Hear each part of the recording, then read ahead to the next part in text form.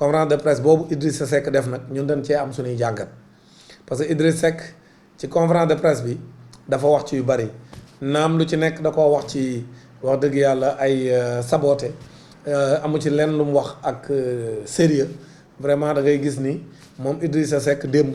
communication bi mu def bett na Sénégalais yu bëri parce que dañ ko doon xaar Sénégalais yëpp di ko xaar ak vraiment fi réew mi toll ak fi jafe-jafe réew mi toll nga xam ne ñëpp tiit jàpp ne Sénégal dafa nar a dem ci guuta bu fekkente ni nguuru président Macky Sall delluwul ginnaaw moom Idrissa Seck moom génn na def conférence de presse boo xam ni wax dëgg yàlla da doon wëndeelu bu waxee ci lii dem ca lee les tubaab yi tuddee coq à l'âne maanaam coq à l'âne la doon def maanaam lu mu wax rek lu ko neex rek wax maanaam bu waxee ci lii ba mu neex ko daal di indi ay saboteem jóg taxaw wax ne Marème bi muy nuyu def na nii daal di jóg wane ni Marème def yooyu yëpp ci saboté moom la def conférence de presse am na ci droit nag mais ñun li ñu intéressé mooy li mu fa wax ci conférence de presse bi jàpp naa ni bi coow li jógee ñu ne Idrissa Seck demoon na seeti Ousmane Sonko fajar fa la jullee fajar man jàpp naa ne ba ma ko déggee ñi ma jege ñëpp nee naa leen loolu mën na nekk parce que nit bu la nee dama lay seet wala mu bett la sax ñëw sa kër ñëw ba sa buntu kër fëgg la mënoo dul ubbil ko kon jàpp naa ni ba ma yëgee information boobu man jàpp naa ni waxuma ci kenn mais jàpp naa ni loolu mën na nekk parce que Idi ak i pexeem loolu mën na nekk waaye nag bañ ne daa dem ne ko bul nekk candidat man gëwuma ko woon te ba léegi nii waxuma ci kenn mais gëwuma ko parce que jàpp naa ni Sonko wax dëgg yàlla ci li mu liggéey ci politique actuellement ak fi mu toll ak fi ko Sénégalais yi teg yaakaar naa ni nit waru koo yab bu day ni lim defoon ba heure bi mu dem naan ko non tegal lépp ci suuf bu nekk candidat pour que ñu teggi tuuma yi ñu teg sa kaw ak dossier tappale yi ñu teg sa kaw surtout dossier yoo xam ni ñëpp xam ne ay tappale yi kese ko lal Sonko xam na ko Sénégalais yëpp xam nañ ko àdduna bi yëpp xam nañ ko ne Sonko yi ñu koy teg yëpp ay tappale kese la pour bëgg koo jéem a éliminer ci élection 2024 yi waaw comme moom Sonko xam na ne tappale donga lal dossier yi ñu ko tegal yëpp ndëgg sërëx yi ñu ko tegal yëpp ay tappale ko lal te leen dong lañ ci bëgg mooy fexe ba du doon candidat kon jàpp naa ni mu ni moom Sonko bi mu fa demee loolu da ko wax ne ko bu nekk candidat man mosuma gëm loolu kon gëm naa ne du loolu lañ fa waxante mais Idrissa Seck man li ma vraiment jaaxal ci communication bi mooy xamoo lan la bëgg moom Idrissa Seck ni lañ doon xaar ci moom mooy mu ñëw taxaw waxi fulla wax ko ci wax dëgg yàlla wax ju leer nañ joo xam du am benn wëndeelu ñoom dañuy fàtte ni Sénégalais yi gis nga ku fi nekk ci ay caaxaan ak tappale yow Sénégalais yi dañuy pare ci yow Sénégalais yi Idrissa Seck ci boppam moom déjà nit ñi dañ koo mere woon ci comportement bi mu doon am maanaam ci jamonoy Ablaye Wade parce que ñëpp d'accord nañ ci ni bu taxawoon taxawaay bi mu waroon a am kon 2012 bu gañewul élection yaat ku koy gañe ci lu ndaw nga koy gañee kon moom nekkoon na candidat ba xam moo ëppoon chance en 2012 pour gagner élection présidentielle 2012 yi mais ay dugg na fii génn na fii wax nag Ablaye Wade ci suuf protocole de Rebeuss kee gis naa kee waxante nañ lee ci lu nëbbu loo xam ne sénégalais yi dañoo jàpp nañ ci ay tappale lañ ko def loolu bokk na ci li tax en 2012 moom Idrissa Seck wax dëgg yàlla mu def résultat yu minable ci élection présidentielle yi naam moom li mu koy layale mooy li mu demuloon def campagne nekk place de l'Obélisque di xeex pour 3e candidature bi Abdoulaye Wade du ko fi defee mais jàpp naa ni le fait que mu doon def politique politicienne wala politique bu salte boobu nga xam ne ay naxaate moo ko lal loolu bokk na ci li tax sénégalais yi génn ci moom kon nag démb Idrissa Seck nettali yoo xam ni amul benn njariñ pour sénégalais yi di nettali digganteem ak Ablaye Wade di chargé Ablaye Wade ba noppi nag di wane ni moom day jàppale Ousmane Sonko ci koo xam ne nee na moom candidat la parce que déclaré wu ko de façon ouverte mais da koo dëxëñ ci biir wax ji parce que kenn xalaatul ay élection di fi am Idrissa Seck du ci bokk loolu li ko gën a yomb mooy nga fésal mu leer nañ ñi naam wax na ko mais nit ñi li ñu doon gis mooy ci niveau bi mu toll mu ñëwoon def une déclaration solennelle de candidature moo gën a baax ci moom mais loolu moom la yàqalul kenn mais daal li leer man jàngat bi may def ci sortie Idrissa Seck bi mooy c'est une sortie boo xam ni man ci li ma jàpp déggoo na ci ak Macky Sall man li ma jàpp mooy Idrissa Seck ak Macky Sall réeroowul la mu waxoon ca ba élection yi jàllee en 2019 mu woo candidat yam bokkaloon élection bi ni leen bu leen def recours bu leen def benn manifestation nañ bàyyi lépp mu sedd ñoom it ñu ànd ak moom ca loola te ñëpp gis ne élection ya ñëpp a gisoon ni jaarul yoon élection yi la dafa bëri woon ay jafe-jafe yu ci nekk léegi ñoom ñu ànd ak moom ci loolu ñu toog kenn deful recours kenn deful benn manifestation pour wane ni d'accorduñ ci résultat yi ni mu tëddee waaw léegi Idrissa Seck toog ba mu nekk ko mu dem fekki Macky Sall ba noppi ni lu mat fukki weer ak juróom mi ngi doon waxtaan ak Macky Sall maanaam kon moom mi ngi doon nekk ci suuf di jëw sénégalais yi léegi nag loolu ku ko def tey jii man jàpp naa ni boo taxawee naan da ngay soutenir Ousmane Sonko ci loo xam ne bi coow li jógee ci mois de mars 2021 bi ñëpp taxaw ku ci nekk am ci position yow Idrissa Seck da nga ci am position boo xam ne dafa jaaxaloon sénégalais yëpp daan ni moom bu dee du moom na taxaw waat ne du moom comme man la ma defoon mais Ousmane Sonko taxaw na ni du moom bu dee loolu ngay wax ne na taxaw dëggal boppam ne du moom loolu wax na ko parce que leen ko jiñ ne dafa siif Adji Sarr waxoon na ni du moom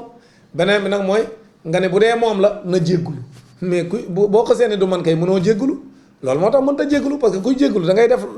da ngay def liñ lay jiiñ mu ne mais bu dee liñ lay jiiñ defoo ko nooy jéggulu tey tamit boo taxawee yow kon ñëpp gis ne à l'époque xeeboon nañ la ci sa taxawaay boobu parce que da nga waroon a dénoncer li xewoon ci réew mi ñuy jéem a écarter ab syndicat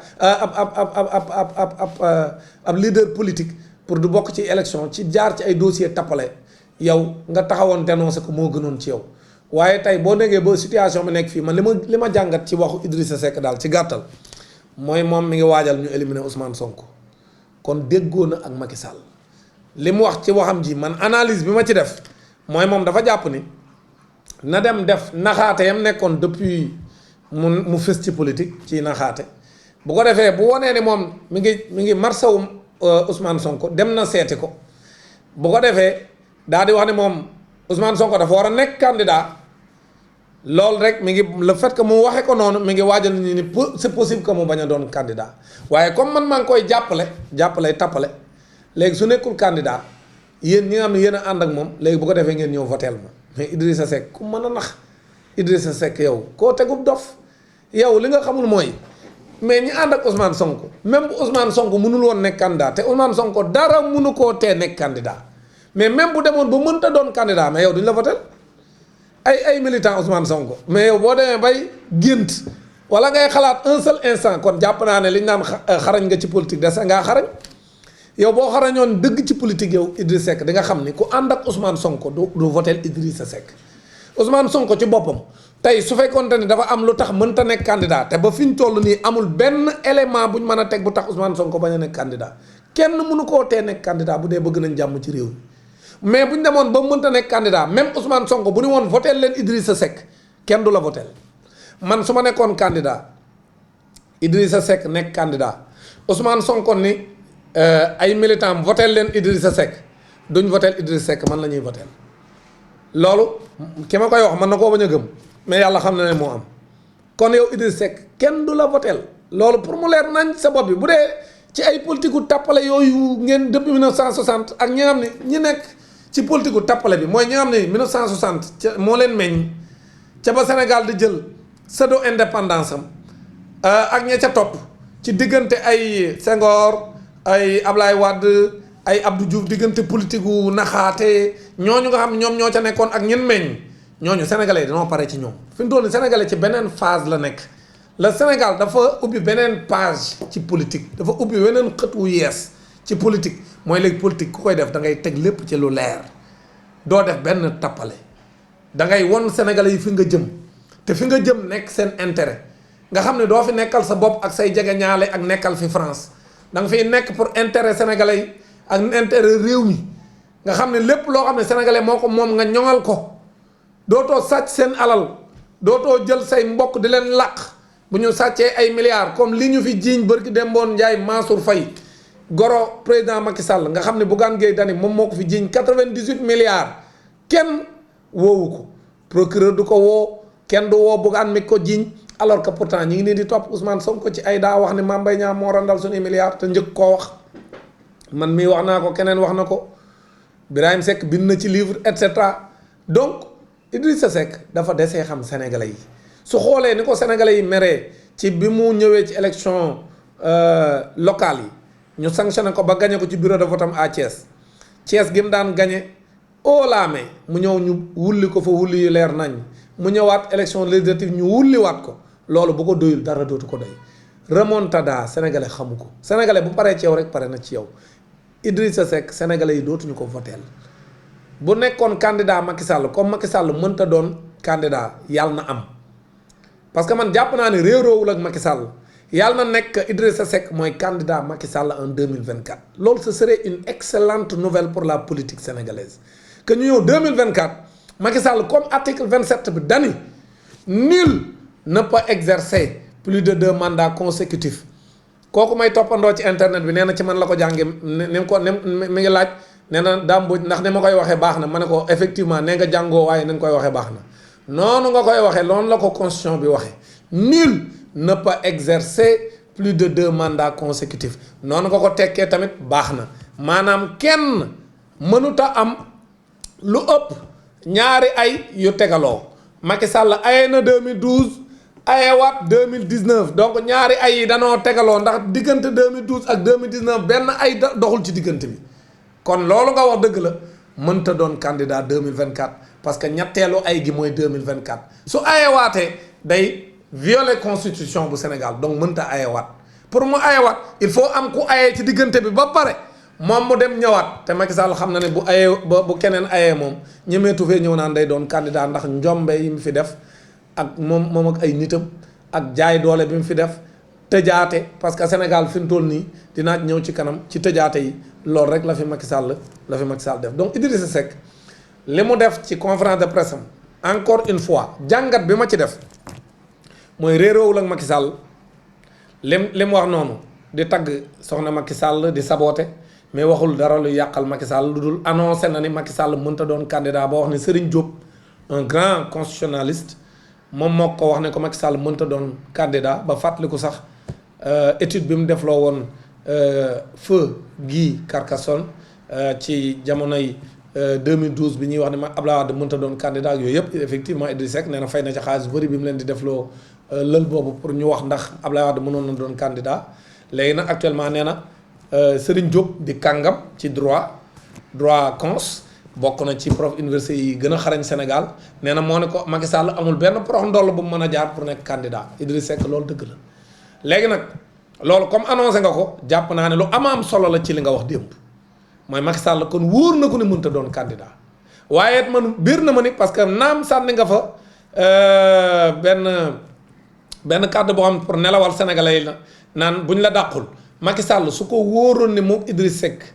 déggoowuñ ci li Idrissa Seck def kon Idrissa Seck démb bi mu paree conférence de presse bi ci la ko Macky Sall di dàq conseil économique social et environnemental yéen bu leen ñu teg ay dof nee naa leen réew mi ñi fi doon nelaw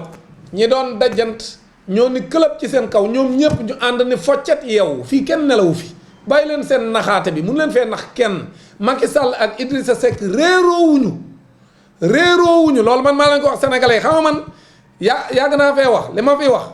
bëri na la ma fi wax waaye li ma fi wax ban vaar ma fi bëriwul de Macky Sall ak Idrissa Seck réeroowuñu actuellement Idrissa Seck day waajal bi muy waajal mooy bu ñu demee ba Macky Sall jéem a forcé parce que Macky Sall dina jéem a forcé pour def 3e candidature